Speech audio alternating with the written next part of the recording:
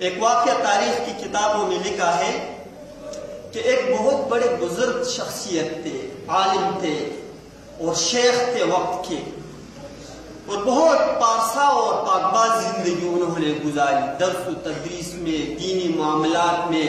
تبلیغ میں، دعوت و ارشاد میں، تعلیم و تعلم ہی کا سلسلہ اس کا پوری زندگی جاری رہا۔ وہ مر گئے، سینکڑوں میں اس کے شاگرد تھے، تو سب کو صدمہ ہوا، دکھ ہوا۔ عبرت والا واقعہ ہے، اگرچہ واقعہ ہے لیکن ہمارے لیے بہت بڑی عبرت کا سامان ہے اس میں کہ دوسرے کے حق کی کیا قدر و قیمت ہے، دوسرے کا حق چھوٹا ہو یا بڑا ہو، اللہ کے ہاں اس کی کیا حیثیت ہے۔ تو وہ جب مر گیا لوگ روئے، شاگرد بھی آئے، بہت بڑا مجمع تھا جنازے میں، جنازہ پڑھ لیا گیا، تکفین اور تدفین ہو گئی۔ اس کی رات کو ایک شاگرد نے اس کو خواب میں دیکھا کہ ہمارے شیخ صاحب بڑی تکلیف میں ہیں اور ایک چٹیل میدان میں پڑے ہوئے ہیں ننگے، اور سورج اس پر، اس کی شعاعیں سخت قسم کی اس پر پڑ رہی ہے اور وہ ہائے ہو کی فریادیں کر رہا ہے، بہت سخت حالت میں ہے، صدمے میں ہے، پریشان ہے۔ وہ شاگرد خواب میں ہی اس سے عرض کرنے لگے کہ شیخ صاحب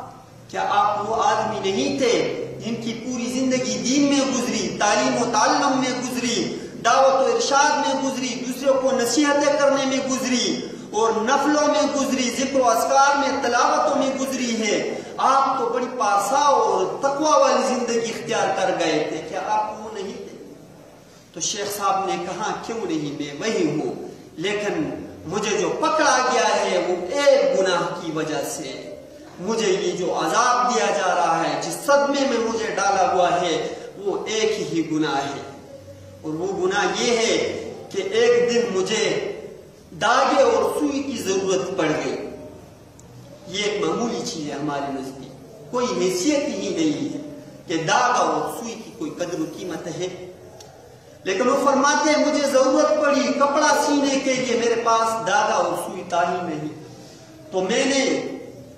اپنے پڑوس میں کسی سے وہ منگوائی اور میں نے کہا مجھے دے دو، میں واپس کر لوں گا اپنا کام کر کے۔ تو میں نے لی، اپنا کام کر لیا اور پھر میں نے اس کی ادائیگی نہیں کی، کسی بھی وجہ سے، شاید بھول گئے ہو یا کوئی اور معاملہ تھا، بہرحال ہی مر گئے اسی حالت میں کہ دوسرے کی امانت اس کے پاس رہ گئی، دھاگا اور سوئی۔ تو کہہ رہے کہ وہ ادائیگی مجھ سے نہیں ہو سکی، ابھی میں اسی عذاب میں کہ دوسرا حق مجھ پر آیا تھا، میں نے اس امانت کی ادائیگی نہیں کی، میں اس عذاب میں مبتلا ہوں، لہذا اے میرے شاگرد آپ مہربانی کر کے چلے جاؤ میرے گھر اور ان کے بتا دو کہ فلاں الماری میں میں نے فلاں جگہ پر سوئی اور داغا رکھا ہوا ہے، وہ اٹھا کر میرے فلاں پڑوسی کو دے دو، میں عذاب میں مبتلا ہوں۔ وہ شاگرد صبح کے انتظار میں تھے، صبح جب ہوئی تو فوراً گھر چلے گئے، ان کو یہ پورا ماجرا سنایا کہ وہ میت جو آپ کے گھر سے چلے گئے ہیں، رخصت ہو گئے ہیں، وہ تو بڑی سزا میں مبتلا ہے اور فریاد کر رہے ہیں، اور مجھے انہوں نے بھیجا ہے کہ میں نے ایک سوئی اور داغا ایک پڑوسی سے لیا ہوا تھا اور مجھ سے ادائیگی نہیں ہو سکی، اس حق کے بدلے میں عذاب میں مبتلا ہوں، وہ فلاں الماری میں رکھا ہوا ہے اور وہ اٹھا کر حوالے کر دو۔ تو گھر والوں نے کہا ہمیں تو پتہ ہے، وہ تو ہم ادائیگی کر ہی رہے تھے، لیکن